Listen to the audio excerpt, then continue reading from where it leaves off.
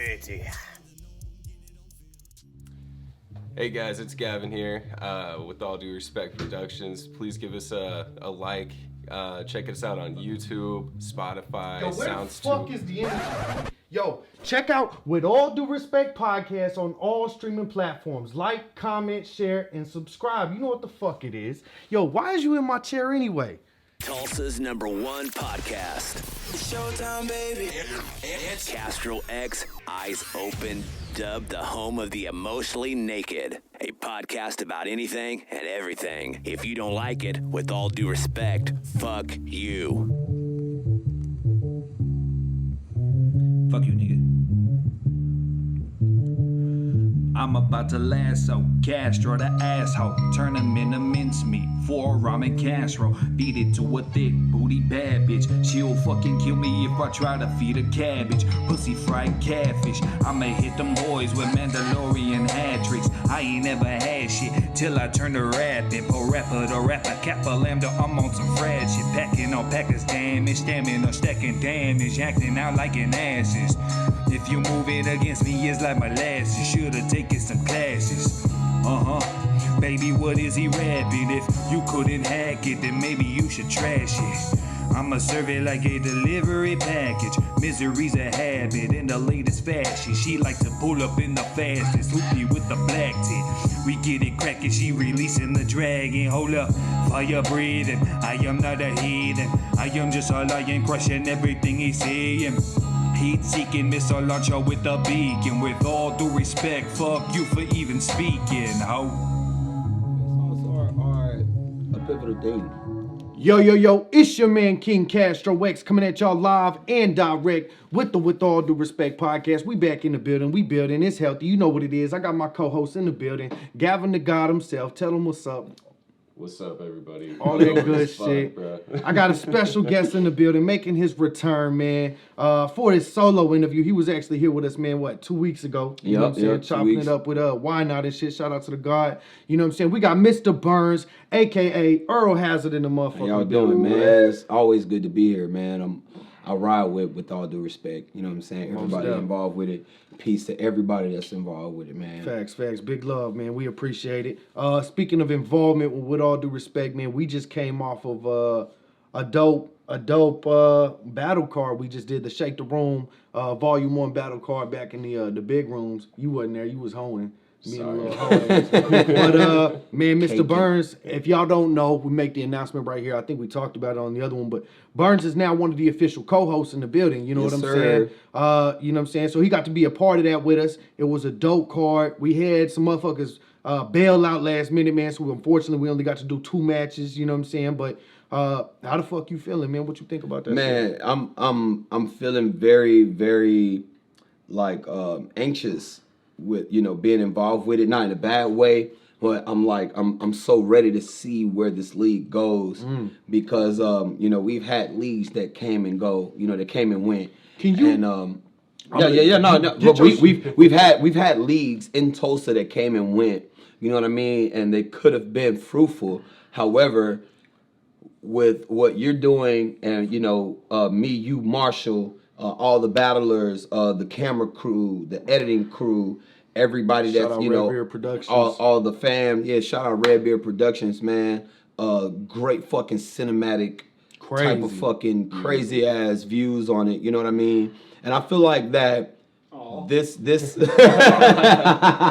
I feel like this league has a potential of actually being consistent and being, having longevity. You know what I mean? Because it's something that's great because I've been around seeing all the battle leagues that came and went. You know what I mean? Even before my time when I first got on the scene of, hip hop here in Oklahoma, it's only a few that are going and they're not here in Tulsa. It's only one that's going that's not here in Tulsa. You know what I mean? So to be a part of that, and that event was so dope. Unfortunately we had some battlers to call out. Right. You know what I mean? For some unfortunate events, whatever it was. You know what I'm saying?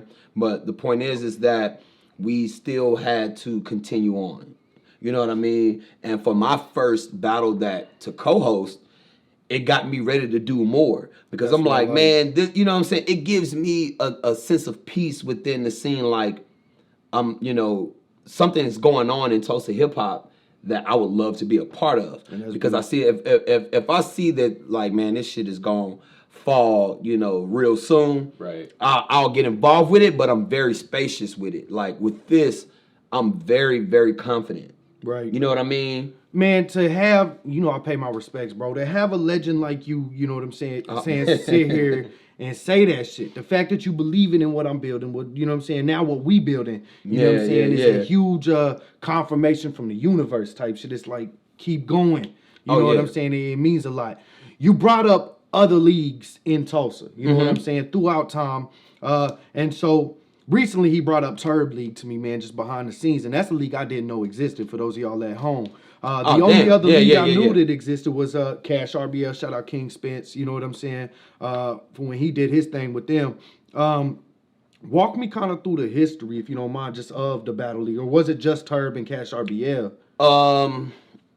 No, it wasn't just Turb and Cash RBL because the homies at In Crowd, my homie Q, she shout out to her, man. They used to own a mixtape store. Oh, that's dope. On Harvard and Pine. We missed out of so much dope shit. Yeah, dude. You know this was like back in the MySpace days. You know what I mean? Yeah. So like that's when like Shout the out format of how battling is now, like they were the first ones to do that shit. So you talking about the writing style? Yeah. So like, you know what I'm saying? I battled not in the first one, but I think it was like a few more that had happened before I got involved with it.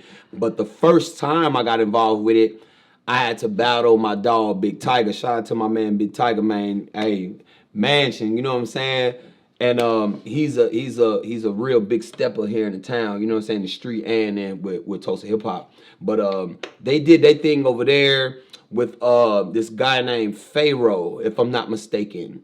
He make beats. He's from the East Coast. I think he's from New York or something like that. But he was involved with that too. And the first time I did that battle, they didn't really have a name for a league yet. Okay. You know what I'm saying? They just called it, the name of their mixtape store, Battles. You know what I mean? I forgot the name of the mixtape store. And I did a couple of those. The first one I did, I won. And then the second one I did, I lost. And I think they did another one right after that. Then after that, they stopped doing it. However, they also had battles going on at like Club Beach, Club Image, which the battles at Club Image, I did a couple at Club Beach, but not like that because cats weren't receiving my, you know, my lyrical prowess as well because they was so used to, you know, the stagnation type of rap that they were listening to at that time. Right. So a cat like me coming on and I'm like being super lyrical, they're like, you ain't talking about shit.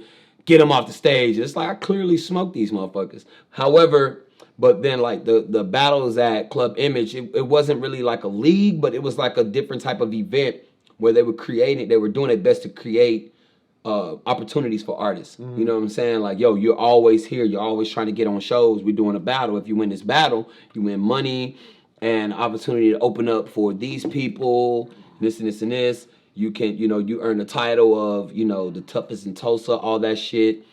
And man, shout out to my man Ramal Brown too. He used to work for 105K Jams. You know what I mean? And he'll tell you like how that's pretty much how I started getting known in Tulsa was through battles. Okay. You know what I mean? So like, and then when Turb came about, Turb stands for Tulsa Unorthodox Rap Battle League. My guy, Savage Capone. So Savage Capone ran that. Yeah, him and Curtis Knight, because we did it at Midnight Lounge out west. It's called something now. Side note real quick. When I first started, with all due respect, Rap Battle League, he one of the first cats to jump in my DMs. Like, I see you, keep going. If you need anything, yeah. Shout out to bro. And he's the type of person that, you know, he has opening, welcoming arms. You know what I mean? And any type of experiences that he has, he's going to bestow that on you. You know what I mean? He's not one of those types like, nah, I'm gonna hate on these motherfuckers for doing what they doing. You know what I mean? But let me ask you this: isn't that the true definition of hip hop, man? Yeah, it's about community. It's about build. building. Yeah, man, it's building. You know what I'm saying? You either here to build or destroy. You know what I mean? And if you're here to destroy, you got to make sure your path is righteous to where your destroying is also building. You know what I'm saying? You're destroying the old toxicity. You know what I'm saying? To rebuild a more righteous and fruitful thing going on. You know what I mean? And all the times I've known Savage Capone, he's never been on that bullshit. You know what I mean? He's always like, he welcomed me when I was like, you know, yo, man, I see what you're doing, yo. I'm down to be a part of it. You know, at that time, I was so far in my career, I didn't really have to do that shit. You know what I'm saying? It wasn't benefiting me at any cost. However, that's my responsibility in hip hop. You know what I'm saying? If I see somebody doing something that's, you know, picking up, like, you know, if you need my help, if I feel like it's, you know, it's feasible, you know, I'm deeming it like, you know, I'm going to do that because that's what hip hop is. You know what I mean? It's community building.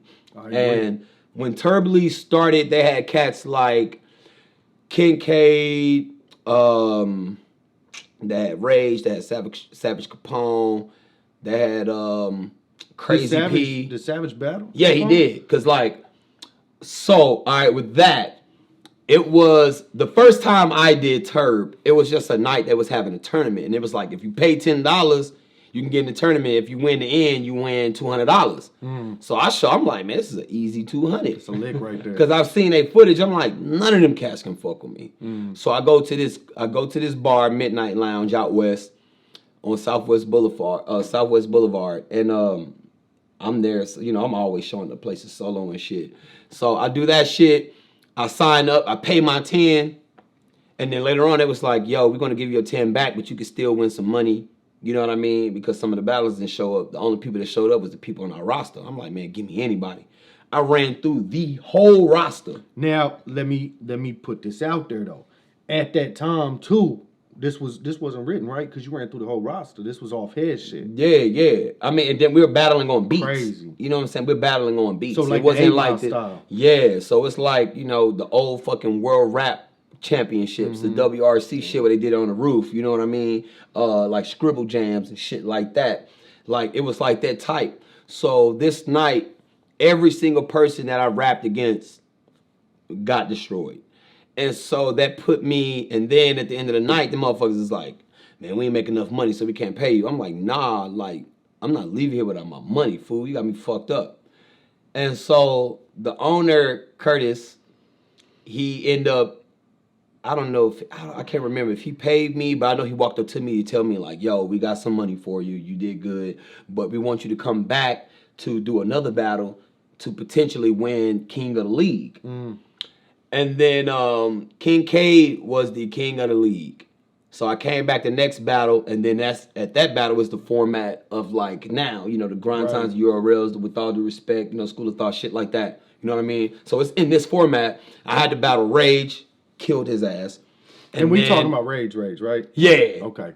For sure. The one that's about to die soon. So nobody knows, but prediction has it. You know what I'm saying? Coming from That boy about to die, man. You know me as the owner of the league. I cannot be biased. You know what I'm saying? Shout out to all my battlers. I appreciate all of y'all. But that's why I got Burns and Soulbody, because they gonna tell you who they like. Yeah, and you I'm know not biased either. Not even against my homies. Like if they white, I'm gonna be like, bro, you could, man.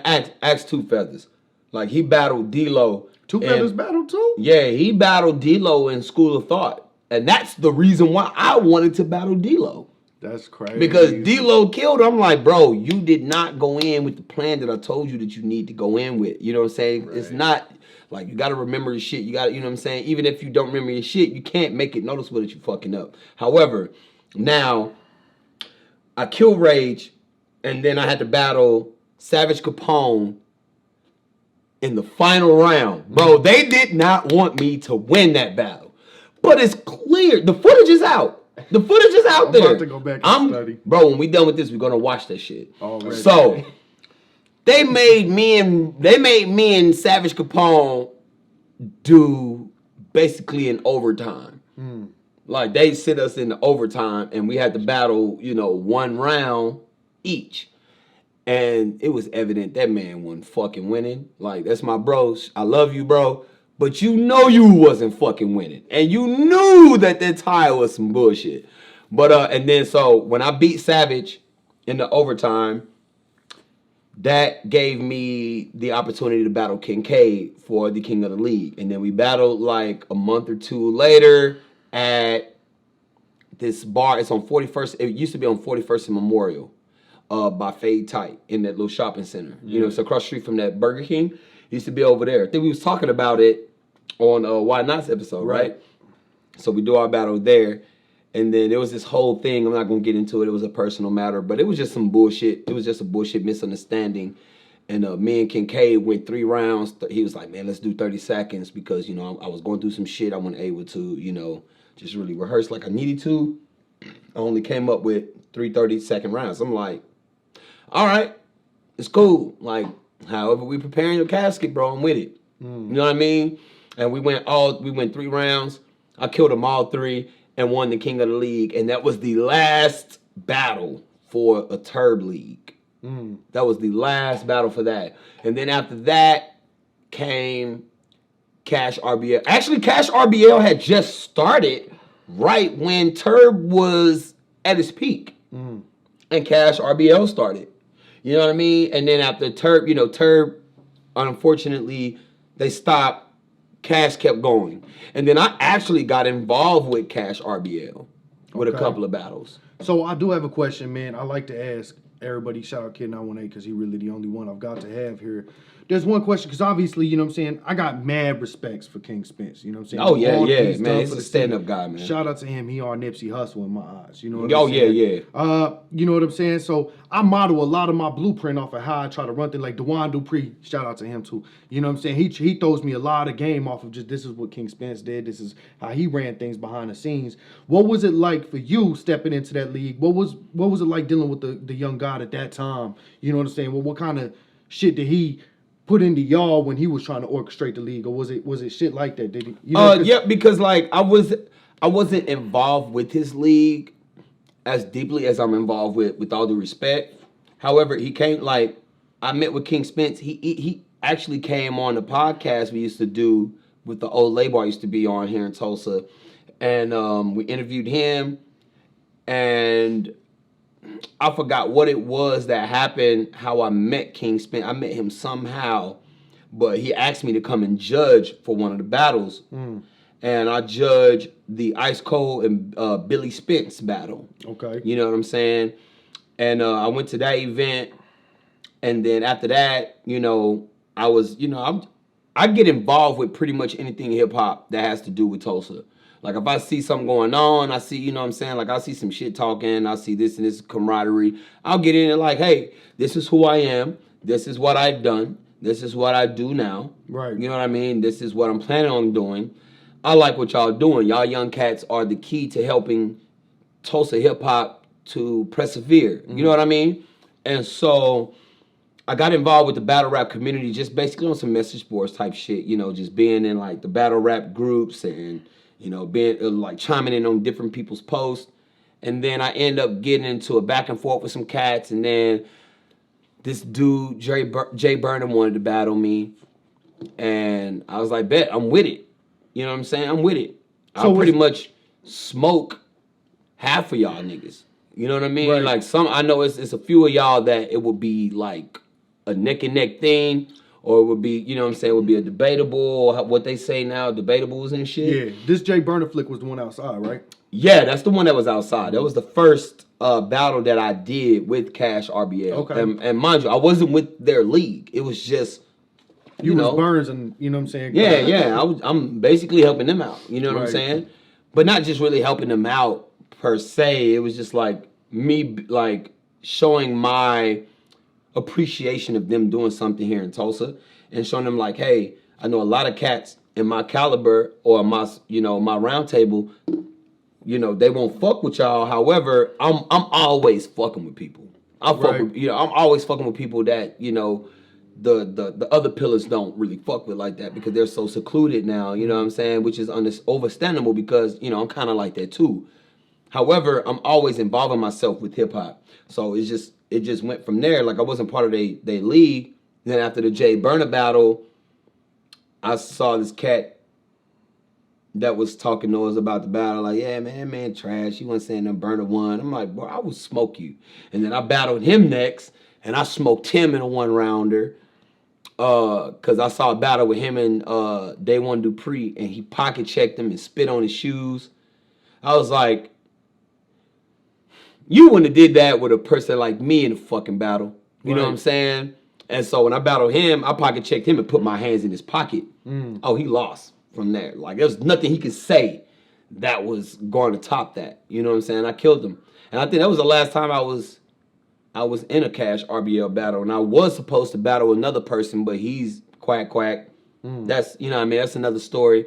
But I wish those guys would have, you know, kept it going, because we need more leagues. However, what we're doing right now, with all due respect, we're doing it the way it's supposed to go. We're doing it the way we supposed to did it back in the day. If we would have had this format back in the day with the people that's involved with it and the business mindset, right? You know what I'm saying, and the cordial mindset. It's not like, yeah, we all street dudes, so we're gonna bring our street mentality to the business. That will fuck up a lot of shit. Like, if we had this shit back in the day, it would still, I guarantee it would still be going. Right. You know what I mean? Because it's gonna bring the best out of not just the artists, but it's gonna bring out the best in entrepreneurs that's getting involved with the music scene today. You know what I mean? So that's a big part of it for me, man. You mentioned the entrepreneur side. Like, yes, we running a rap battle league, but underliningly what we doing is creating opportunity for community, for young motherfuckers to get up and do whatever the fuck it is they want to do. A spot for them to shine. You got an idea, bring it to the table. Let's build that. Let's make it bigger. Let's create more. You know what I'm saying? And I don't know. That's just my heart's passion with it. It's like, it's your personality's all in it, bro. Like, appreciate it. Yeah. I put my heart and soul in everything, though. You know what I'm saying? I mean, you have to, bro. It's because if key. not, you're doing it for nothing. I agree. You know what I'm saying? You're gonna always be disappointed. I agree. Not saying that disappointment won't come, because it comes to the most successful people. Ups and downs, man. This shit already right now, you know what I'm saying? I'm already facing trials with it. You know what I'm saying? There's a lot behind the scenes. We talk a little bit about it. You know what I'm saying? There's a lot behind the scenes that go on, you know what I mean, in real life, to where it's like, God damn, this shit taking every bit of everything I got. You know what I'm saying? To where I barely got something for the real life. But, you know what I'm saying? I feel like that what they say, you got to pay the cost to be the boss. You know what I'm saying? That shit, I didn't understand that as a youngster, man. I didn't understand that shit. You know what I mean? Before I took this kind of, you know what I mean? I've done been through my shit, but like, when you doing something on the scale in which we trying to do shit, like, it really makes you face who the fuck you are. You know what I'm saying?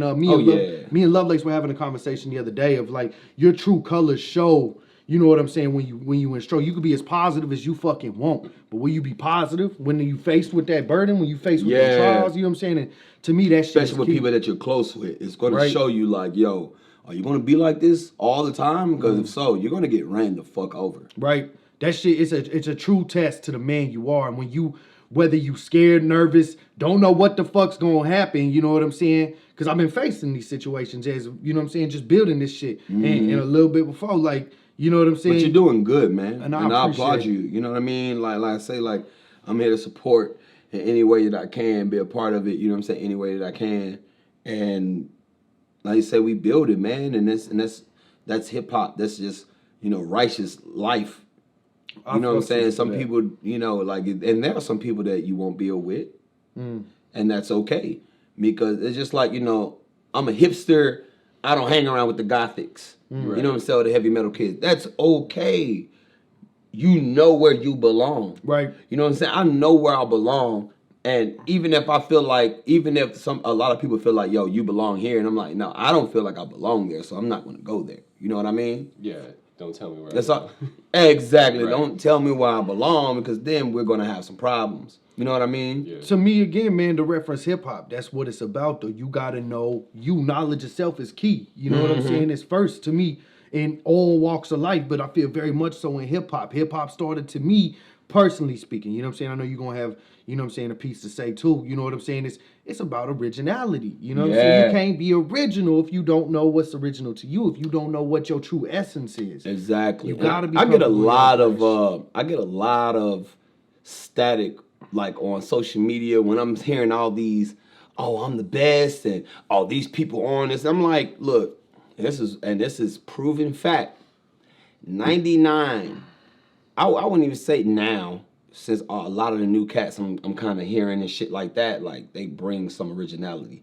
I would say 98% of Oklahoma artists, that's including Oklahoma City, Tulsa, Lawton, everywhere they have artists as far as hip hop. 98% of these motherfuckers are not original. They are not. And then I remember this one time I said that, and people was like, "Oh, how can you say that, man? You ain't heard it." But I was like, "Well, show me some of your music. I guarantee you money out of my pocket. If you show me music, I can guarantee you show you a link to somebody in the industry that got a song that sounds like this, or they got a flow that sounds like this, and it's going to originate back to these people. It's not original. You're not original, bro. You making a song, or you making a song, man, I got me a bitch, I smoke all day. Motherfucker got this shit. What you gonna say? You know what I'm saying? Rap, like, song. That new age Detroit rap, like cats rap like that. It's not original. You're not original. I don't care who you are. You're not original, bro. It's not righteousness.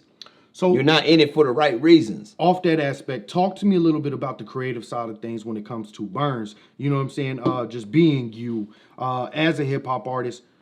Where did you kind of gain your style, man? When did that start? You know what I'm saying? Did you ever have a period where you were? Because me as a hip hop artist myself, like I spent a long time, and I'm sure you can relate. It's all about the history for me. So I started off studying so many motherfuckers. You ain't tell me these questions gonna get this hard, bro. Man, like I'm thinking it's gonna be a breeze. But I'm just saying, like, so I spent so much time studying cats like Meth, cats like Talib Kweli, Mos Def, you know what I'm saying, Nas, DMX, shit like that, to where there were moments where I'd see how they did that, and I'd go and I'd write just to see if I can kind of mimic for a while. You know what I'm saying? And then within mimicking, I found my own pieces to self within hip hop, to where it's like, okay, no, I really like how this is done, but I can do it like this. You know what I'm saying? Yeah. Shit like that. Talk to me kind of about your process and your growth throughout hip hop. He needs to leave.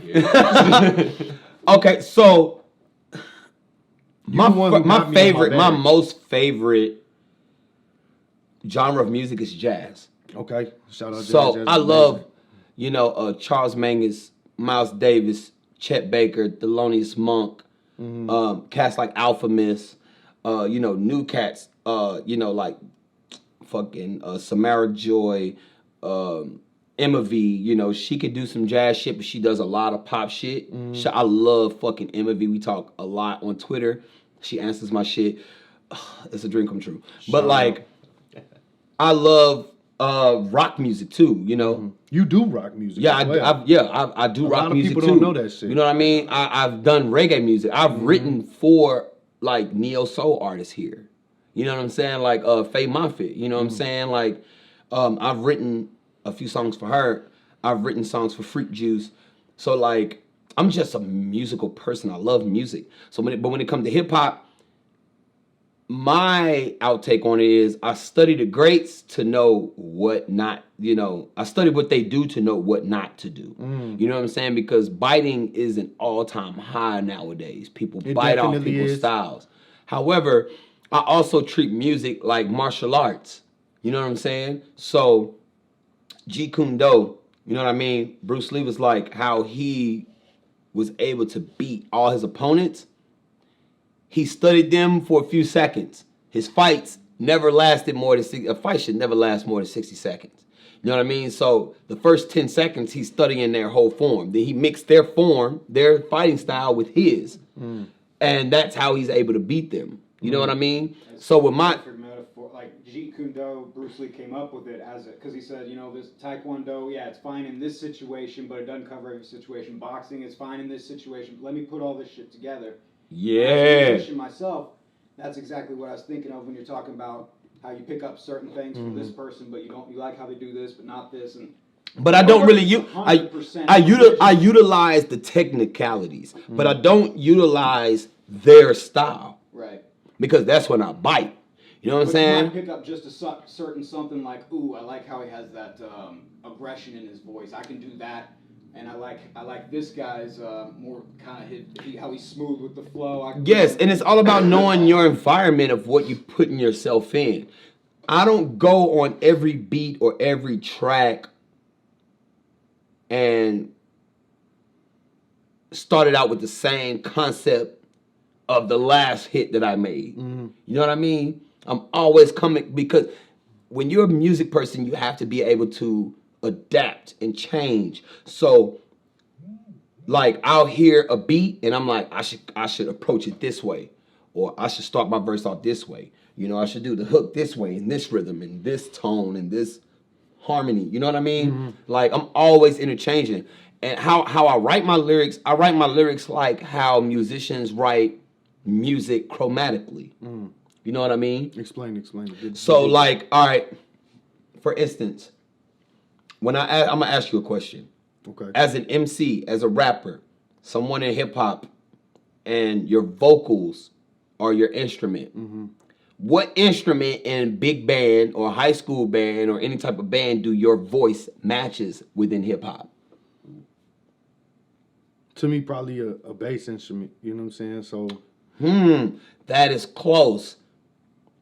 But a bass guitar, Teach me. a cello, a tuba, Right. baritone, all that, they have harmony notes. They have notes. But with hip hop, we're monotone. So if you're writing a rap and you want to put it on a chromatic scale, you match your voice, snare drum. Because the snare drum, when you're in band, you're going left, right, and you're playing the notes. Quarter notes, half notes, whole notes. You know what I'm saying? 1, 2, 3, 4. You know what I'm saying? A whole note with the left is 4 counts. Bat, bat, bat, bat. You know, half note, bat, bat. You know what I'm saying? So I write my lyrics. I write the rhythm of my lyrics in a chromatic order. You know what I'm saying? So if I wanted to take my song and put it on a chromatic scale, you can be able, a rapper or a singer in opera, whatever genre of music, you can look at that sheet of music and you can be able to rap. You can look at the words. You can take anybody's words and be like, man, I could rap this, but you can, if you don't see the chromatic scale of how you're supposed to rap it, the way that person wrote it, you're going to rap it differently each fucking time until that person shows you. Now, if you have the sheet music, I write my shit to where, you know, if a musician was like, yo, a trumpeter comes to me and say, I want to be able to rap your song exactly how you rapped it. I don't want to have to go to YouTube and learn your music. Just give me the sheet music. I'm able to do that. MCs can't do that shit. No, that's crazy. That's next level. No, they can't. And I listen to, like I say, like jazz is one of my favorite music genres. So I listen to someone like Lee Morgan, the way he plays, like, you know what I'm saying? I'll write a rap within that rhythm, you know what I mean? Or similar to that. And people are like, wait, how did you do that? I'm a musician. I'm not just an MC. I'm an artist. Right. You know what I'm saying? So like my creative process, I always think beyond my means. I think beyond my abilities. Because I know what I can do, but what are the things that I can't do that I would love to do? And if I do it, I'm going to accomplish it. I love that you break the box. You break that barrier for yourself when you do Yeah, it. there are no barriers. There are no such thing as barriers when it comes. I mean, that's how I think. There are no barriers. None whatsoever. And I feel like with art, that's how it should be. But I will admit for myself as an artist, you know what I'm saying? Because I am no Burns with it. You know what I'm saying? So I very much, and so I'm just asking advice as an artist. I very much find myself of like, this is my lane. This is where I need to, but I also feel that growth in myself of like, or that urge for the growth where it's like, I have to get past and it. if you have that, then what you need to, I mean, you're pretty much already there as far as the path of ascending. You feel me? So just study other musics other than hip hop. Like for instance, Red Hot Chili Peppers, their lead singer, he don't listen to rock at all. He don't listen to no rock bands. When he's writing, he listens to blues, he listens to hip hop, he listens to jazz. He don't listen to no rock artists at all. And he has a rock band. That's, you know what I'm saying, that's lucrative. Now, with the way you able to write your music, right, on a orchestra level, I don't know the word, you know, what Chromatic. I'm saying? Chromatic, yeah, chromatic level. Do you feel like that's why it's so easy for you to translate over to, you know what I'm saying, doing the rock shit? Or, you know what I'm saying? I know you even spit your shit, your MC shit over rock shit. You know what I'm saying? Yes, sir. Yes, or sir. to the reggae. Like, do you feel like that's a part of the reason it's so easy for you to translate? But then you did say you was an artist as well. Like, I'm an artist at heart. Because I've actually done shows. Yes, sir. And to answer that question, I've actually done shows to where we had no rehearsal, and I'm rehearsing with a band. That's crazy. And they don't have to tell me when to stop. All they do is give me a signal like, hey, you coming up. They don't got to tell me now. Rap right. At first, when I first started performing with bands live, it was that way. It was like, yo, rap right now. And I'm like, oh shit, all right. And I'll start my shit. Sometimes I'll be like, fuck, I didn't catch it. And I'll wait 2 or 4 bars and then I'll go into it. But I know where to stop though. At first I didn't know where to stop. I was just going. But now, since me being a musician, I can read the room. I can read the band. I can read the music just through my ears, just like a musician playing by ear. You know what I mean? So it is easy for me to just merge and be eclectic like that. You know what I'm saying? Because I know what it takes to be a musician. I know the work that a musician puts in to produce a product. You know what I'm saying?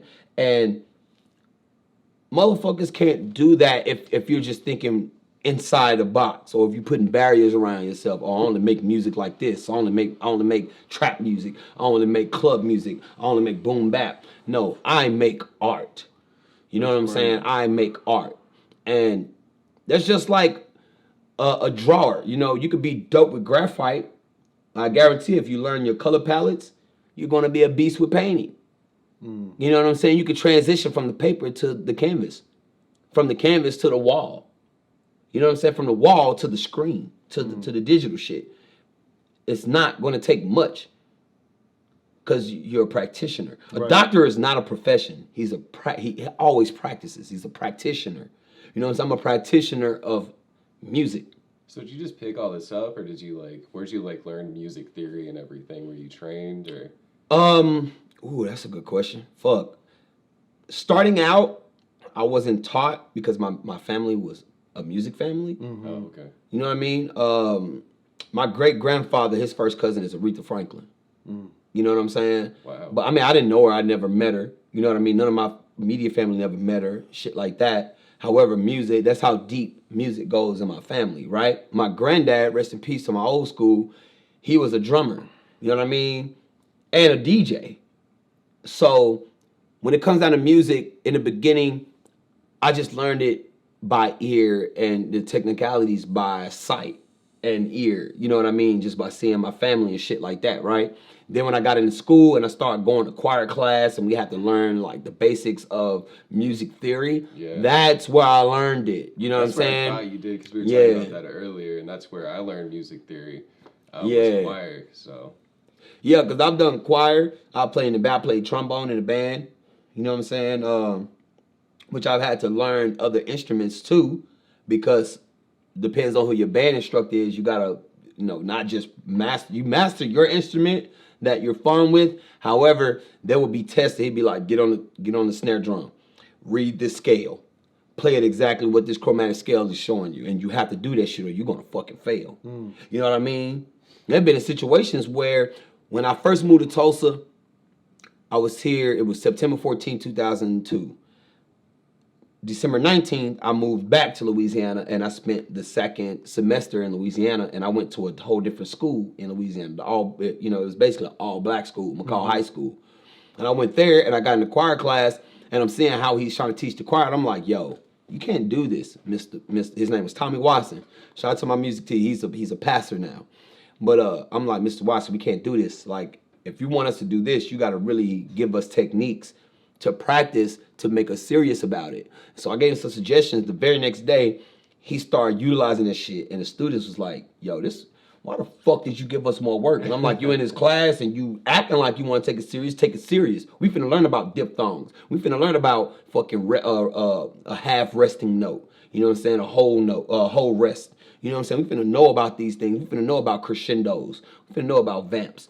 All that shit. And then we started the very first choir competition we were in, we won superior rating. because we was going by those techniques. That's you know what I mean? So like school really taught me a lot, and I just utilized that with my street shit, with my hip hop. You know what I'm saying? Like if you look at it's an interview right now out with Rakim, and they asked him basically the same thing. How you come up with the way you write your rhymes? He's like, man, I study jazz artists. Because everybody else, they have a non-formidable form of music. You know, rock is rock, country is country, blues is blues, but jazz is so free. It's jazz, which jazz and really a lot of OG jazz musicians is like, I don't even call it that. Like I hate that fucking word. And then there's a dozen varieties of jazz. Yes, you got contemporary jazz. You keep bringing up jazz. It made me want to ask you a question. I forgot who the fuck the group was. It wasn't De La Soul, I don't think. But man, Slum Village. And they get over the jazz joint. No, that's Freestyle Fellowship. Yes, bro. You heard that? What you think when that shit dropped? When that shit dropped, bro, I was a child when that shit dropped. And like I said, I was a fan of jazz since I was a tyke. You know what I mean? And when I first heard Freestyle Fellowship, you know what I mean? Like I was already fun to cats like a Tribe Called Quest, De La Soul. Like they went over, you know, some of that shit too. Rakim went over that shit too. Guru actually started. He was the first person to do jazz and hip hop albums. The Jazzmatazz. You ever heard of that? I have not. Nigga. Slipping, huh? Man, rest in peace. Man, rest in power to Guru from Gangstar. But Freestyle Fellowship really set me on a pedestal to where I understood the fusion. Which is crazy because fusion is basically jazz mixed with rock or jazz mixed with anything. That's fusion music. And there are artists out there that call themselves fusion. I'm a fusion musician. You know what I mean? And Freestyle Fellowship really helped me embody that ability along with Slum Village with, you know, Jay Dilla, Madlib, you know, Lou Pack. Madlib is one of the biggest hip hop jazz influencers. Like his favorite artists that he look up to are all jazz musicians. Sun Ra, you know what I'm saying? David Sanborn, like shit like that. You know what I'm saying? Freestyle Fellowship, man, to me is one of the greatest groups next to Wu-Tang. And to me, to be honest, I feel like Bone Thugs and Harmony got their style off of Freestyle Fellowship. However, but you got different, like, you know, you got different point guards in basketball. You got Michael Jordan, you know what I'm saying? You got Steve Nash, all the, you know, Michael Jordan's a shooting guard. But you got like different, you know, positions of players, but each player is different playing style. You know what I mean? So, but being able to mix jazz up with hip hop, what it really does for me is creates a sense of peace and freedom. Because in jazz musicians, you see them like, they're not playing, they don't say, it's never a wrong note. It's the saying like, you play the wrong note, it's a mistake. The second time, it's jazz. Straight up. So like, and it's just like with being an MC. They're called accidentals. Hey, Bob Ross, happy accidents. And that separates the certain tiers with MCs. Like you see these MCs in you know certain shows and shit like that. They're performing a song and they fuck up their song that they should know. But then you could tell this motherfucker is a master of ceremonies when he could just like go off the top and like just start being free with it. And man, you would think it's part of the song, but it's not. I'm guilty of that shit. I've done it before. Jazz and hip hop. Actually, hip-hop derived from jazz, from bebop. Bebop is when you got all the jazz musicians in a circle, like a cipher. They're clapping. And instead of them singing, they're just saying the lyrics. And it sounds like a rap. That's wild. And they passing it. Bro, you got to look at some bebop ciphers, bro, footage. Like, man, it's so dope. I just love, bro, talking to you because it's always like, you know what I'm saying, to a degree, especially with the hip hop, it's always like legend of old, you know what I'm saying? Because you give me all these stories of just fucking, at this time, it was like this, you know what I'm saying? Yeah. It's just always mad educational for me, man. You know what I'm saying? I appreciate it, man. It's what I need to do. You know what I mean? I love it. And that's what I'm saying. As a, you know what I'm saying, I say legend, you know what I'm saying? As a, somebody that's carrying hip hop on their back, it's our job to each one teach one, right? Yes. You know what I'm saying? Yes, to a of degree, course. like, let me drop this shit. Here's this. You know what I'm saying? Here's this piece that you need. You know what I'm saying? Like, I don't know. I love that shit. I love that you're always open to, you know what I'm saying, share the stories that you know what I'm saying, I feel we need out here nowadays. A lot of people don't know the history, you know what I'm saying? They don't know shit about that. Yeah. I wanted to ask you, you know what I'm saying, because we got to talking about how you be involved with bands and shit like that. Talk to me about you stepping into the doors with that. What was the band that you first stepped in with? Oh my God, man. All these great ass questions, man. I want to send a big shout out and appreciation to my big sister Misha Fox, and my brother Bobby Bobby Moffitt Jr. He's one of the greatest pianists here in the state of Oklahoma, in the Midwest region. And I was coming up around the era. Have you heard of Tulsa City Soul? I've not. Bro, you never heard of Tulsa? Oh my God! Every time I talk to you, it's like I said, every time I talk to you, drop a name or something, I gotta go research. Tulsa City Soul, we used to do that every Tuesday.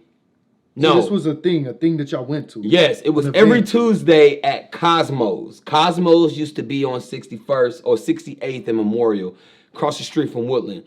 And we used to do these things where the chick named Raven Rush, she was a radio personality at KJM. She's not there anymore. She left way back in the day. There's a story behind that I was kind of involved with. My mom was involved with, but we're not going to go there. Okay. But so Big City, shout out to my big brother Big City for the May Foundation, him, Young Boodoo, E-Holla. It's Big City the DJ. Yeah. Soul body. So he used to come to Tulsa City Soul, and it was kind of like a Def Jam poetry type of deal. Kind of like it was like the first Cypher 120. Okay. It was the first Cypher 120. My nigga written. So which is he crazy with it. Yeah, he's oh my God, so fucking gifted, man. Here. I ain't gonna talk to that man. But we used to do Tulsa City Soul, and at that time, that's when I first got linked up with my guy Bobby Black Keys.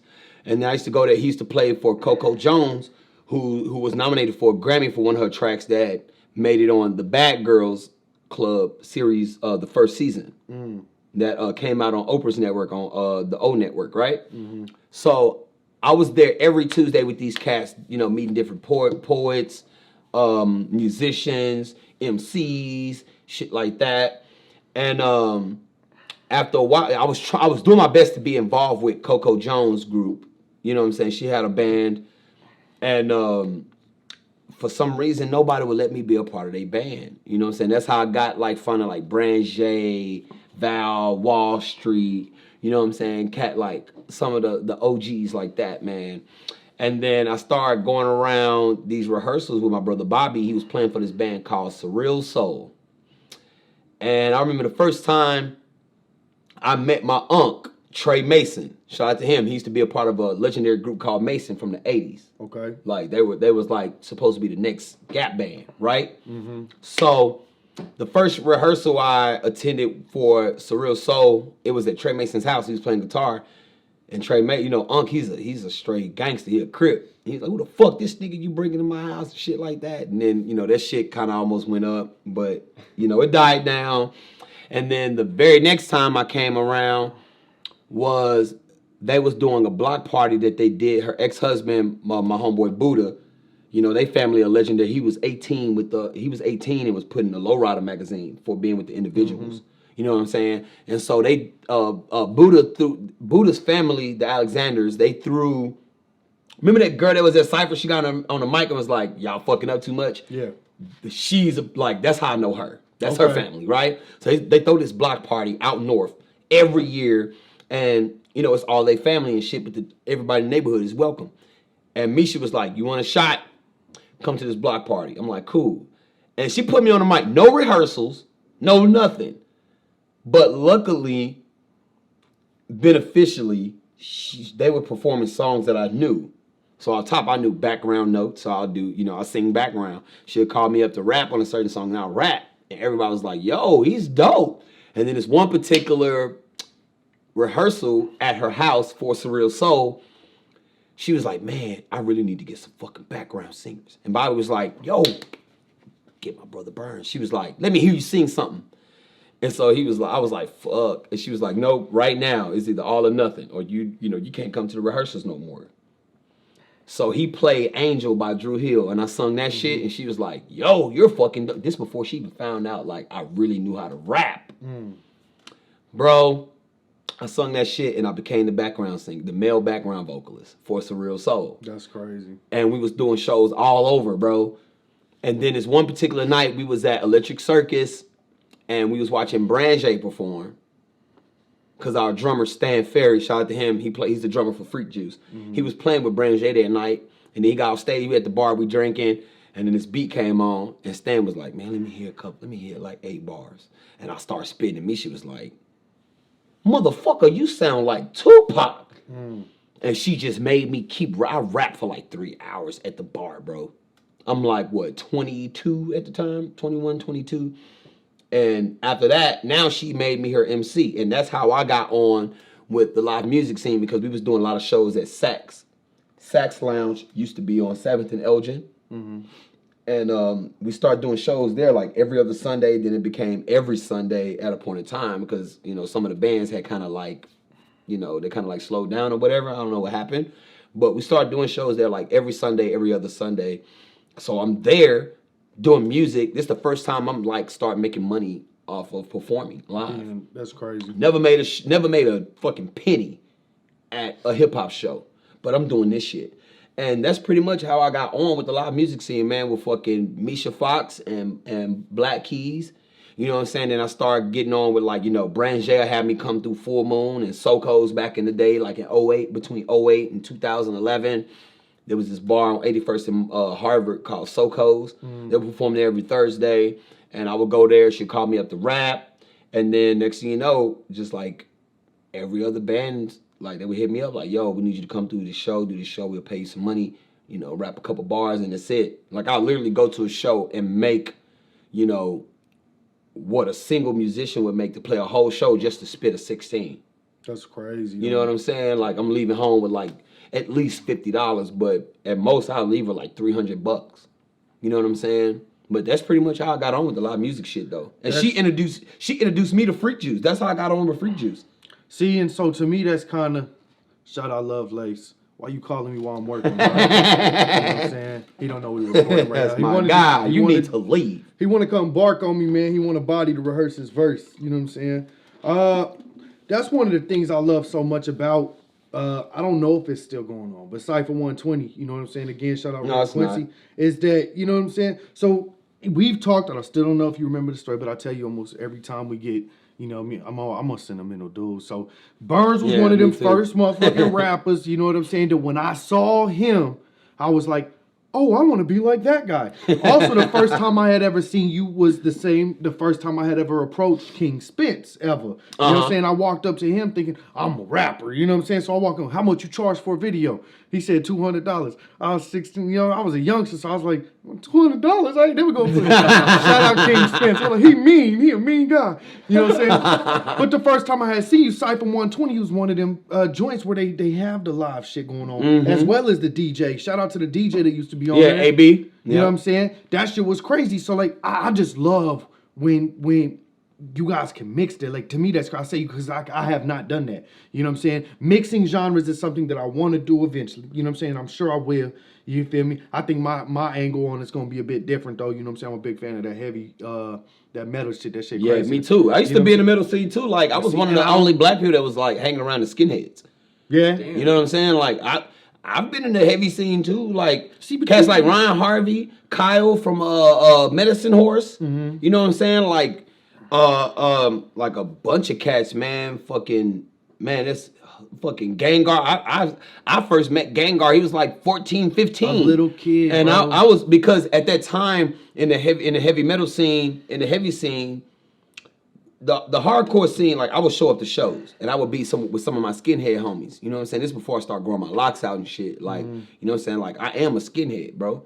And break so down like definition. Yeah, I'm a real skinhead, man. Trash is 69, you know what I'm saying? Middle class, the working class, you know what I'm saying? Skinheads were started by Jamaicans. You know what I'm saying? It's a culture that was picked up by white British that were fans of the style of, you know, the two tones. You know what I'm saying? The black and white, the checkers and the fedoras and the clean black and white shoes and the straight leg suits. You know what I'm saying? If you're a racist and you say you're a skinhead, you're not a real skinhead. Real skins are not racist. You know what I'm saying? We call them boneheads. You know what I mean? But I was showing up to all these hardcore shows, and how I started performing for hardcore shows was through Had Enough. Okay. And he put me on my first I'm thinking it's going to be a hip-hop show, and I come there, this motherfucker's moshing, and he's like, bro, I'm sorry, man. I'm like, bro, this is my shit. Like, you don't know what this is a place where I can really be, like, my demon can come out and be comfortable and not having to deal with, you know, like, being judged. You know what I'm saying? Somebody tell me, like, bro, you're being too much, you're being too rowdy. Like, I can actually knock a motherfucker out. But it's all out of love. Not like I'm trying to, but it's like I'm just letting my anger out. Getting it out. Yeah, I'm just getting it out. That's one of the things, man, where I was cautious, you know what I'm saying, being a young artist shit, where I was cautious with getting in business with Had Enough because, you know what I'm saying, he booked me on one show. Now I'm just satisfied. He always let me, you know what I'm saying, he puts me in the right spot. That's yeah. You know what I mean? But, you know, that's where I was cautious because I knew he had that reputation of like, yo, he got the weirdos at his shit. Shout out to them. You know what I mean? I say weird because it's not, you know what I mean, my normal style. You know what I'm saying? So I remember my first show he got me at. It's more doing all like, I'm like, motherfuckers ain't gonna like me in the hip hop community after them. Look like anyway. You know what I'm saying? He always got that weird, diverse shit going on. You know what I'm saying? I just find it unique. You know? I've literally had I used to be with this coalition, like this group called the Label ENT. And this before there was the hip hop scene before the hip hop scene now. Okay. And it was like, it started out with like 7 of us, and then it grew up to like 19, then it grew up to like 20 something. You know what I'm saying? And a few of them niggas used to clown me for doing like, they was like, man, you doing all this live music shit with all these gay motherfuckers. Bro, you need to be fucking, you know, utilizing this shit to get us on some shows. And I'm like, yo, that's not how it goes. You know what I mean? And like, I got made fun of, like, from niggas, I was in the trap, you know what I'm saying, cooking dope. You know what I'm saying? For like a lot of these niggas that, you know, a lot of these people know. You know what I'm saying? I was in the trap house with these cats. I would get made fun of, like, oh man, I can't cook tonight. I gotta do a fucking rock show. Oh, you finna fuck with the white people, the weirdos. That's so crazy to say. And I'm okay with that. You know what I'm saying? Like, because I'm gonna be accepted wherever I go. Right. Wherever I go. It could be in the trap house or it could be in a fucking mosh pit.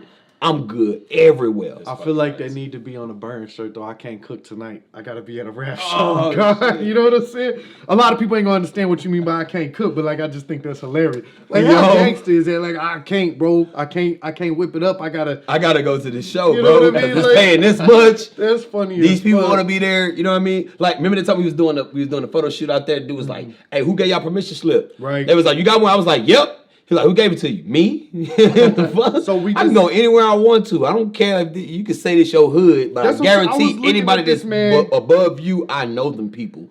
I'm good everywhere. And how the fuck you don't know who Burns is to begin with? Like, you really not from the city if you don't know this man. But funny story, man, you know what I'm saying? So I can paint a little bit of background for that, you know what I'm saying? So they know, man, me, Sobody, and Burns, shout out Hector, he the photographer that did it. You know what I'm saying? We just did a photo shoot out here, what was it, last week or the week before? Right? No, it was about 2-3 weeks ago. 2-3 weeks ago, you know what I'm saying? We out here taking some pictures right here on the street, man. We got some pictures out on the gram, and you know what I'm saying? I think it's on all of our joints, you know what I'm saying? You'll see it, me, Sobody, and Burns, you know what I mean? For the league, some league owner pictures. And we out there, man, and this dude pull up in his whip. Hey, yo, pulls out his phone. Who the fuck let y'all out here? You know what I'm saying? Who gave you the pass? Blah, blah, blah. Just talking this shit. Damn. You know what I'm saying? Yeah, it was right out here, too. Right here, bro. You know what I mean? My little ass, I'm like, oh, shit, here we go again. You know what I'm saying? I'm good. I don't care. I got a permission slip. Yeah, we got one. Who gave it to you? Me. Yeah. I did. You know what I'm saying? Can you go? Shout out to bro, man.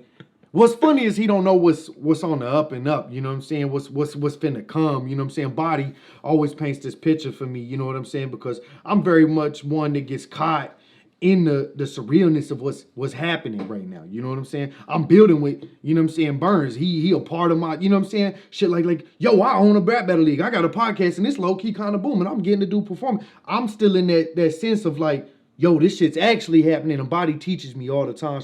I look to Body as a teacher. You know what I'm saying? Yeah, he's a grill for real. Both of y'all are teachers. Oh, yeah, man. You know what I'm saying? body always teaches me though. You know what I'm saying? This is what's supposed to happen. We stepped into motherfuckers want to talk about running the city. Well, we stepped into running the city. Yeah. You know what I'm saying? That's my body impression. Have you heard That's how he talk. That's how he talk. Am I lying? You know what I mean? If you're gonna run the city, you gotta run that shit. You know what I'm saying? We can't be half-assing with the shit. I do good in person. I work. But that's what he always tells me. It's like, this is that shit. He always teaches me on some universe shit. You know what I'm saying? Like, this is what was meant to happen, Castro. Like, you supposed to be, you did this. This is you. You spoke this shit into existence. You know what I mean? King shit, man. Shout out to Soul Body. Yeah, Soul Body man. Cyphers and shit. You know what I'm saying? Where we at? On time. You know what I'm saying? 55 seconds on my shit. What you looking at? 55 minutes. All right. 55 minutes? Yeah. Shit, I mean, we good. Oh, shit, we could do remember we was talking about doing the movie shit. Talking about the movie shit. Matter of fact, yeah. Talk to us a little bit about, man, we were talking off air, man, into some history, man. Kind of got us into this moving conversation. I'm going to let you segue it, man. Yeah, so, all right. For all that don't know, when you see the word Mugen, it originated with my guys, UB, Samrock, STK, Genzo, W, Freddie Jew, rest in peace, and Jenna Wu. The group is called Music Genius Crew. The group is called Music Genius Crew, MGC. Now, when I first met them cats was like UB, Stefan, STK, he was just turning 8. They was just turning 18. Genzo was just turning 16, 17. I was like 22, 23. I met them at Respect Battles, which is a B-boy jam that we was talking about, right? I know this shit. Yeah, so, and my man Boogie threw that, and they were performing, and I was performing, and then, you know, we talked after the show, and then we found out, like, we liked the same anime. And we was like, oh, shit. Like, you know, I was like, fuck, I haven't met anyone y'all age to know about Desert Punk, to know about, you know, Eon Flux and fucking DBZ, Ninja Scrolls and shit like that. You know, Fist of the North Star. Is Ninja Scrolls one I need to peep? I keep Yeah, saying Ninja Scrolls is a fucking dope-ass fucking movie, bro, and it's one of the dopest fucking anime movies. Most definitely. Very gruesome, it's gruesome, and it's... See, that's another thing we got to get on is anime, dope. but I ain't going to cut. Keep going. So they was like, yo, let's do it. Let's do a song. I'm like, cool. Them cats hit me up like a month later and was like, hey, yo, we ready. And at that time, I was very skeptical on like working with people because when they hear, you know, I'm like, yo, I don't have a car. At the time, I didn't have a car. I'm like, you know, if you stay far, I'm not able to do it. You got to come pick me up. And then if I give these cats my address, they're like, nigga, we not coming on this block, bro. This block is hot. Like it's known for shit going down, especially for cars that is not known on the block. So when I gave them the address, they was like, bet we on our way. Them fools literally pulled up 5 minutes later and was like, hey, we outside. They in my grandma yard. And I'm like, y'all niggas serious. All right, bet. So I hop in the car with them. We do a track. The first track was called War Paint. My man Boogie produced it. Okay, shout out. And then after that, I just kept working with them because I love like the thing that drew me to these young kings, man, was their taste in music. They knew about Atmosphere. They knew about MF Doom. They love MF Doom as much as I loved MF Doom. And I'm like, yo, if don't nobody fuck with y'all, I'll fuck with y'all. You know, they showed me some of that music, and I was giving them some pointers like, yo, this track is cool, you know, do this and do that. This track ain't that nice, but, you know, I like, you know, lyrical prowess on it, this and this and this. And they were always willing to learn. But I always, and then, like, I seen how much they partied. And at the time, I was like, oh, man, I was a party head. Like, I went in. So I'm like, these motherfuckers are partying every fucking day. So we was always recording every day, partying every day. And then it got, like, me being around them for so much, they was like, man, you might as well just join the group. And to be honest, we was all mollied the fuck out. We was mollied the fuck out. We got introduced. I introduced him to Molly. Fucking, you know, at the same time I was introduced to it. And it just like turned our parties up. And then I became a part of the group. And I'm like, yo, MGC is good. That's a good acronym for the group. But look at this, Music Genius. MUGEN. That's one of the characters of our favorite fucking anime, Sunrise Champloo, which the whole soundtrack was done by Nujabes, who was born in February, died in February, and they were on. Nujabes and Jay Dilla are the godfathers of lo-fi, basically. You know what I mean? So we were all fans of that shit. And so boom, we start calling ourselves Mugen Crew, right? The Infinite Crew, 918, 91 Infinite. Because it's 918, turn it sideways is the infinite sign. Mugen means infinite in Japanese. Now, fast forward, success started happening for me with Freak Juice. I was doing tours like out of town, like Cali, Texas, all that shit. And we was getting known by like Jada Pinkett's group, Wicked Wisdom, Fishbone, Bad Brains, all these like big bands. Like before Prince died, Tory Ruffin did some songs with Prince. He plays with Morris Day and the Time. So I'm playing in a band with this cat, and everybody else there are like legendary musicians.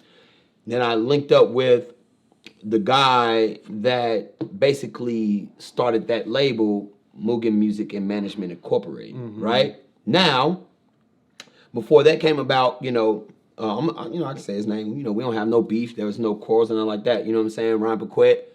Shout out to him and everything that he done for me, because everything that man done for me, that man, like a lot of cats didn't do for me. Like that's one thing I do give him, like anything. He was like, yo, what you need? And I was like, I need this, I need that, I need this done.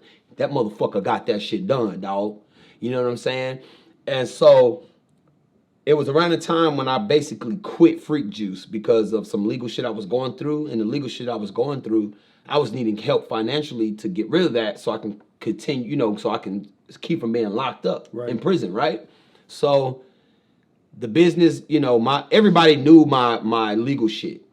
So me and Tory kind of got into a cause. He was like, man, you fucking about money. Like, we supposed to be the tour with Wicked Wisdom. And we was going to be making a lot of money per show. So I guess the first 3 shows got canceled. Like, and Fishbone was supposed to be a part of it, right? And he was like, bro, why you putting all your business? I'm like, bro, I'm doing this to get help. Like, I don't really talk to people. You know what I'm saying? You know my situation. Don't fault me for things that you already know about. And it's not nothing to say I didn't kill anyone, I didn't rob anybody. You know what I'm saying? It was just some bullshit ass Oklahoma law shit that got me in that position, right? So after that, I quit. I was like, fuck Freak Juice. Not everybody in Freak Juice, but fuck you. Fuck this band. I don't need that shit. I got hip hop. Like I'm actually big. You got all these accolades, but I'm bigger than you here. Right. You know what I mean? I can prove that. And so one day, it was the day that Manny Pacquiao fought Floyd Mayweather, and we did a watch party at Ryan's house. And he was like, "Man, what you?" And then I did the podcast the next day. And he was like, "Man, what you doing other than Freak Juice?" I'm like, "You don't know about my hip hop shit, bro? I'm one of the top cats." And like I don't like talking about myself. Like even when people talk about me, I'm like, "Man, thank you. I do my best." Like I'm very humble. I'm very, you know what I mean? Like I'm very like laid back on my shit. You know what I'm saying? And so he was like, well, you do hip hop? I thought you just did rock. He didn't even know I did hip hop. So I started showing him all my accolades, all my shit. And he was like, dude, I got this amount of money to put behind you. You need a manager, you need this. And I'm like, well, yeah, you talk a big game, what's up? So this is how it came together as a label. Yeah, as a label. So the very next day, now, other than that part, I started going over there every day, kicking it, because he didn't stay too far away from my baby mom's house. You know what I'm saying? So I would like longboard to his house or drive to his house, and we would kick it, drink, cook, all that shit, listen to old hip hop, records. And the next day after the podcast, this motherfucker was turning his first bedroom into a studio. And he was like, bro, I'm serious about this shit. And so he was like, the only thing is, I don't have a name for the label, and I can't tie my business, I can't tie my name with this shit, for tax reasons and shit. I'm like, well, at that time, I had a lawsuit that was going on that was in progress, you know what I'm saying? I was supposed to get, like, it got filed for like $56,000. It got filed for that much. So I'm thinking, being ignorant, I'm like, oh yeah, if I win this case, I'm going to win at least, $54,000. Well, the company settled, and I only got like $1,800. So, and my idea was that I brought to my comrades in Music Genius Crew. I was like, yo, this lawsuit is big. If I win it, I get this much. If they don't settle, And when I go through with it and I win, I can win at least $54,000, at most $56,000 to $58,000. I'm going to start this label called Mugen Music. And you don't have to pay no money. I'm going to drop all the money. However, all my brothers are equal owners.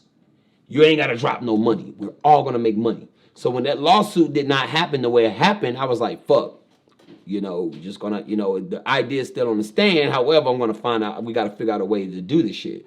So when Ryan Paquette came to me and was like, I got such and such amount, let's do this shit, but I don't know a name. I was like, well, if you're going to drop all this money and you're going to make this shit happen for me, from what you're doing with your room, with the studio, you could just have my name, Mugen Music. And he was like, well, I don't, you know, I'm gonna add a couple of words to it, so it don't seem like I fully just took the name from you. So he made it Mugen Music and Management Incorporated. He got an LLC the next week. That's crazy. Before we even fucking drop anything, not even the website was up yet. We were in Oklahoma Magazine about this shit.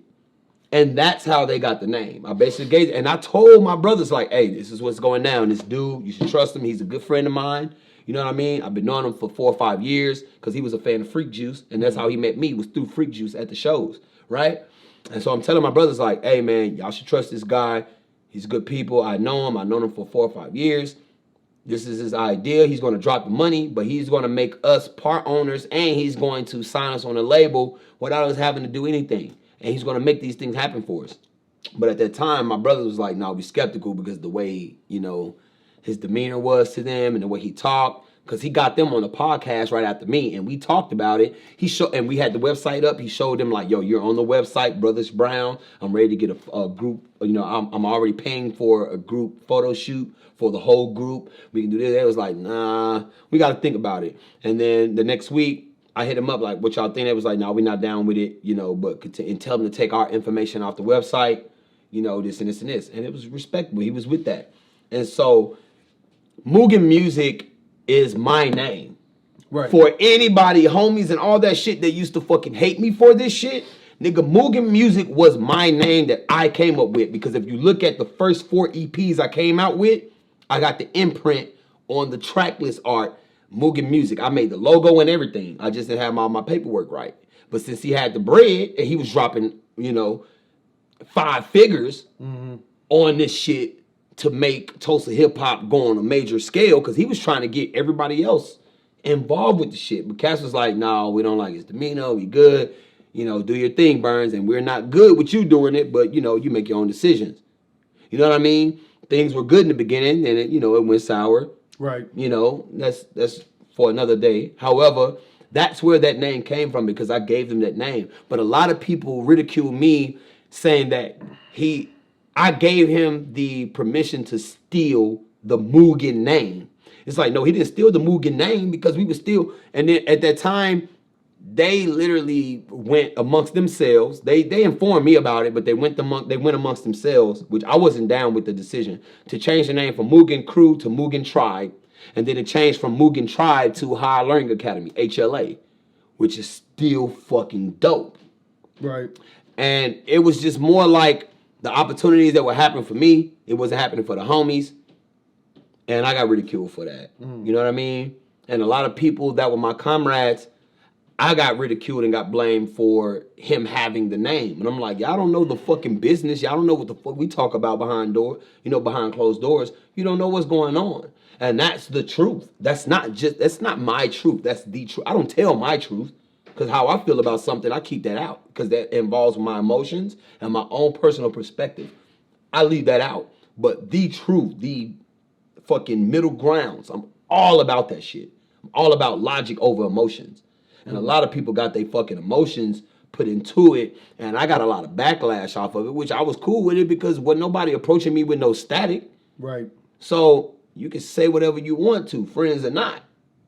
You know what I mean? You can say it to my face. Well, all right, you feel this way, what you gonna do about it? There's nothing you can do about it, because you're not in this position.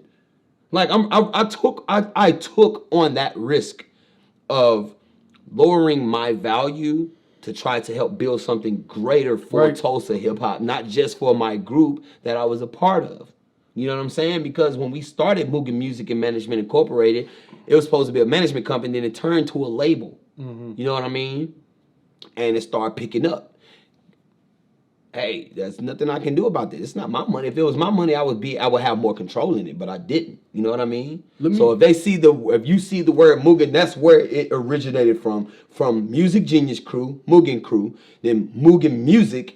I created that name because that was my idea for a label for me and my comrades. But then the money didn't happen the way it's supposed to happen. Then this man stepped along and was like, "Yo, I got 15,000. Right. I'm gonna put this into making this company happen to help." Because when he didn't know about Oil House, he didn't know about Music Genius Crew, he didn't know about fucking Ron Hodge, he didn't know about Bezel, he didn't know about Tulsa hip hop scene. He didn't even know about Sound Pony, bro. I introduced all them cats from Mugen Music to Sound Pony. He didn't know about none of that shit. Nothing. I introduced them to that. A lot of cats that's in the scene now that are flourishing, I brought them on. I've done a lot for this place. But however, some certain situations I get treated different. You know what I mean? Let me ask you this real quick before we get off of here, man. Just in regards to Mugen, what was it like? Because I missed it. You know what I'm saying? I wasn't in tune at that time.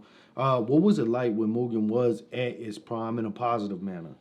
In a positive manner, it was a great sense of true family because I can go to a show where outside of Mugen Music and I would start to feel out of place because of how certain people were treating me and how things was, like just things I would just observe and see happen, right?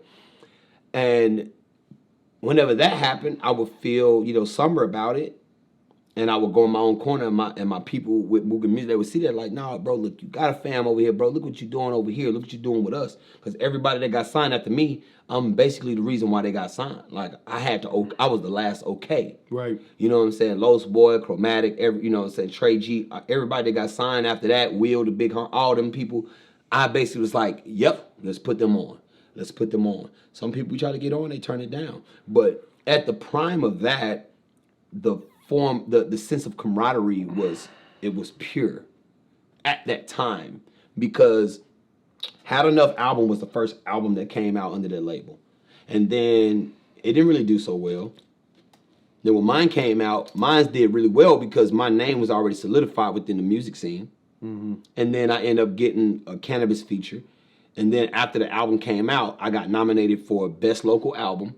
And I was the only Tulsa hip hop album that ranked on, it was a list that came out, the top 15 albums of all genres that came out in 2015. And I made it under John Moreland.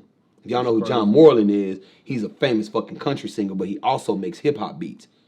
I almost got number 5, but the fact that none of those cats on that panel knew who I was, they had to keep me at number 6. It was a political thing. You know what I mean? So like, at that time, after my album, it brought a lot of momentum for the label to where like people, I made it on 7th Borough Hip Hop, got like 20,000, 25,000 something views on YouTube for me and Cannabis Track. It got so good to where people in like Ireland or some shit, they start making videos to my songs. Like these are fans that I didn't even know I had in other countries. So they were literally making music videos to my songs on their own, like fire spinning, all that shit. That was probably wild to even see. Yeah, it was wild because like, we were opening up and we were not just opening up for cats, we were bringing cats here. Like we brought it when Straight Outta Compton first came out, we brought DJ Yella and Lil Easy E down. We brought Scarface down. You know what I'm saying? We brought a lot of FU.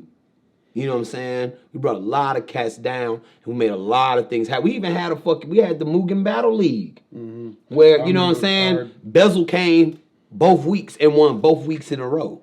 You know what I'm saying? Then we stopped doing it after that because Club Amsterdam, it was a bunch of bullshit. They're not open no more. But we did a lot for hip hop, but a lot of that wasn't accomplished if I wasn't involved with it. You know what I'm saying? So like at the prime of it, it was really good until all the beef started happening, over just misunderstandings and lies and all this shit. You know what I mean?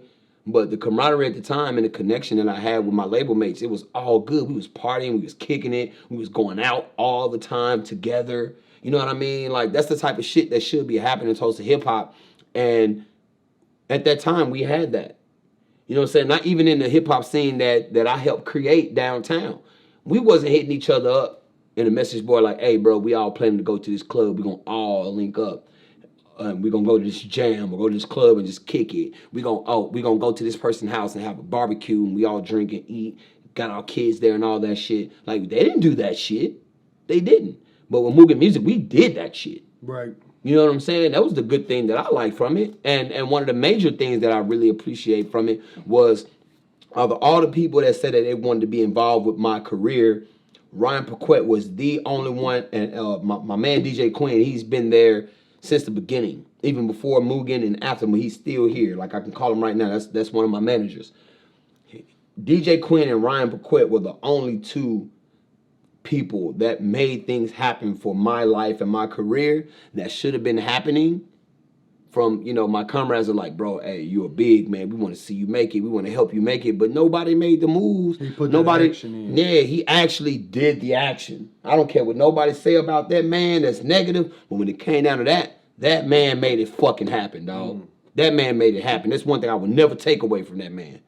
You know what I'm saying? You see how we was at the battle. Right. You know what I mean? I know people that knew about the situation. They looking at like, yo, what the fuck? Burns is smiling and actually getting along with this man. Like, we don't have no beef. I do appreciate the fuck out of that too. Yeah, bro. I don't have no malice against, you know what I'm saying? Like, it was a time, like, even during that beef, like, my kids was threatened. My baby mom was threatened and shit like that. You know what I'm saying? Which a lot of people don't know about, but that's another story for another time. However, you know, I'm still able to look at this man like, yo, I'm good, man. How are you? How is your son? You know what I'm saying? Like, how is the business? Oh, that's good, bro. You know what I'm saying? If he asks me like, yo, I got my own thing going, you know, I'm gonna stay out of that. You do that, you know. If it's something I know that could benefit me, like, I was actually having talks with some people like, man, I'm thinking about actually bringing him into my management again because of the fact that he actually made things fucking happen. He pushing that footwork. However, it would be in my control now. Your turn. You know what I mean? It would be my terms now. It's not like, all right, bet, just because you got this money, you know what I mean, you in control of everything and I just have to, you know, sit back and just let everything happen. It won't be like that anymore because I'm conscious now and I know what to do and what not to do. So I mean, man, at that time, bro, it was beautiful, bro. Like, it was some of the most beautiful times I've had in my life as an artist. You think Mugen's gonna make a comeback? I really don't know about that because I mean I'm not saying it in a bad or good way. I'm just saying it like I don't know because I'm not involved with anything that's going on. I don't even know what they're doing. You know what I'm saying? Like, I don't know because I have my own thing going. So, I mean, it's a potential that they can. You know what I'm saying? If they get the right people to do the right thing, if they get the right artists with the right gift and the right talent and not just trying to sign people just to be signing people to make their roster, you know, like, yeah, we got all these people. Like, that's nonsense. But the right moves got to be put if into it. all the right moves and the right decisions were made for righteous reasons and not corporate corrupted reasons, it will be fucking unstoppable. Most def. It will be unstoppable. Man, well, bro, I appreciate you rocking with us and all that good shit. You know what I mean? Always a blessing. Always a fucking pleasure. We got much more to build. You got yes, sir. You got anything you want to plug up? Anything like that? Yeah, man. So make sure y'all come to the Soul Body Cyphers March 12th. We got With All Due Respect battles on March 19th. I won't be there because it's me and my wife's anniversary of when we got together. But we got more to come. Both events are gonna be at Clean Hands. That's the homeroom. That's the so we running with that. Yeah. So Just put it out. That was just the first word that came to my mind. You put it out there. But so like, you know, that's basically, you know, the home base and shit, like as far as where we're gonna be doing events from now on. That's the home venue. So, you know, make sure y'all come out to that. I want to give a shout out to Soul Body Meta, everybody that's helping With All Due Respect battles, With All Due Respect podcast. I got new music coming. I can't really put a date on it or anything like that. I got new music videos that I'm doing storyboards for and shit like that. Just a lot of my shit. Well, not to No, cut no, you no, off, you but good, just, you good. just because I got a night. I was thinking about this while you was talking about your music and shit. I'm not trying to keep us. I promise, yo. We gonna get out of here. I can talk to Burns for a long motherfucking time if y'all can't tell. Yeah. Just as far as, you know what I'm saying, this is probably an off-air question, but I'm going to ask it on there. How you feel about putting some of your videos just as for promotion on the battle video? You know Oh, what I'm with saying? that. I think we should do that. You know what I'm saying? I'm trying to include some of Lovelace's shit, you know what I'm saying, in this shit just because And it's that's my brother. and see, when I brought that, I was like, yo, we should do certain commercials. That's one of the things. what I'm I just saying. didn't want to make it seem like I'm trying to put my shit in front of everybody else's. No, not at all. You know what I mean? I Like, was already- I'm never that type of I person. was already thinking for this next video that we got coming, you know what I'm saying, off the Shake the Room battles of, all right, where can I throw Burns shit in there? You know what I'm saying? I don't know if we're going to do that on this one, but I'm saying for future shit, like it might as well, we Oh yeah, gotta I'm promote your shit. completely okay with it, If man. we could get a Soul Body You know what I Cypher mean? commercial, just, you know what I'm saying, a couple bars, flash, you know what I'm saying, shit like Yeah, that. Like, yeah. Anything that I have out, man, if it's lucrative, especially me being involved with it, man, use it. That's what I use think we it, should dog. do, you know what I I'm mean, saying? it's hip hop, man. It's I call it the bartering system. You know what I'm saying? I might need something from you later on. You know what I'm saying? Like, oh, hey, I need this favor. This couldn't come through. You know, this is what I need. Boom, boom, boom. And that's how. And a lot of people don't know that's how fucking Black Wall Street was built. They did a lot of bartering before. You know, they did a lot of. That was one of the reasons why they kept the dollar circulating in Black Wall Street for so long. See, that's a whole nother subject that, you know what I'm saying, one of these podcasts, bro, we got to get, because just your knowledge. I can only imagine. To deep dive, It's gonna be- because I done had some conversations with, but the first podcast we had, you know what I'm saying, y'all possibly ain't gonna know what we talking about, but we went down the rabbit hole on the 5%, you know what I'm saying, and shit like that. 5% Nation of That's Gods and something- Earths. Yeah, true indeed. Shout out. You know what I'm saying? That's something that, you know, I know the world when they watching this, they don't expect, you know what I'm saying, us to go down that route, but that's the route, you know what I'm saying, that, you know, I'm very comfortable in talking, you know what I'm saying, so to go down that Black Wall Street conversation is something, you know what I mean, that need to happen. Hey man, anytime you need me on the podcast, bro, I'm here. I'm you know what I'm saying? already There'll be a knowing it. I part 3, part appreciate 4, it. part 5. You know, we can talk about different things. You We know, gotta and go that's- down anime too. Yeah, like- because if you're on this path of creating your own historical path of being a staple, being a pillar here in Tulsa music, these are the things that need to happen. You gotta seek your elders to get this knowledge, to know what to do, to know what not to do. Man, you know I what I just mean? think that it's so crazy, bro, to hear that shit. You know what I'm saying? Coming from your mouth. Like I said, I don't know. I probably said it before on the podcast, bro, but the moment I walked up to you, it was during World Cultural Music Festival, bro, and I walked up to you and I was like, you know what I mean? Because like I said, I seen you way back and I knew who the fuck you was. You know what I'm saying? yeah. I knew who you were, but to walk up to you, you know what I'm saying, at World Cultural Music Festival and be like, yo, how you doing? You Mr. Burns. I'm King Castro X. I ain't even feel right saying I'm King Castro in your press. I was like, Yeah. I'm King Castro X, you know what I'm saying, from the Woody. You said, I know who you are. I've been watching. I was like, yo, what's finna happen? Like, Yeah. bro, it's just dope, man. You know what I'm saying? Shout out to the universe, steady sending me confirmations and shit. We out here, we building this healthy. Did you finish your shout outs? Because I cut those off. Shout out to my wife, Queenie, my kids, Jakad, Kyron, Kari, Kyra, and Zuri. Shout out to my in-laws. Shout out to my moms, all my fam. Shout out to Big City, May Foundation, E Holla, Boodle. Shout out to DJ Quinn, Country Red, my managers. Shout out to Joe, who is my other manager. Shout out to Smokelahoma, Pac-Man. Everybody that's with all due respect, everybody with the soul body meta ciphers, Redbeard Productions, crazy. man. Shout out every fucking man. Shout out to y'all, man. Like I love y'all so much. Thank y'all for having me. Peace. And shout out to the 5% Nation of Gods and Earths, man. Straight up. Facts. Plug that. Gavin, what we got, man? Do your little end. You know what I'm saying? Like, comment, subscribe. Thank you so much for watching. We all truly appreciate it. What why not say danglers? Wagglers. Dick shakers. Why not call them dick shakers? I call them wagglers. Wagglers. Yo, March 10th, man, at the Shrine. It's very important that y'all motherfuckers pop out for us. You know what I'm saying? That's going to be the biggest stage, with all due respect. It's blessed thus far, with all due respect podcast. We doing with all due respect live.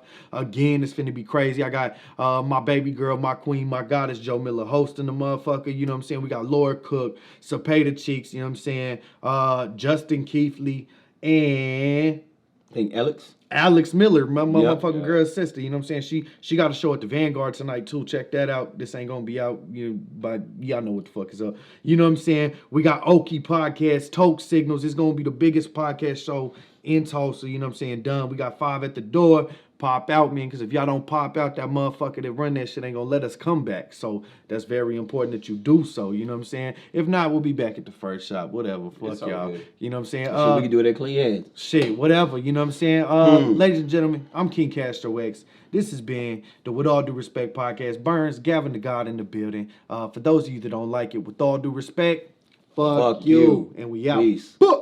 Quantum guy in the building. That was a nice one.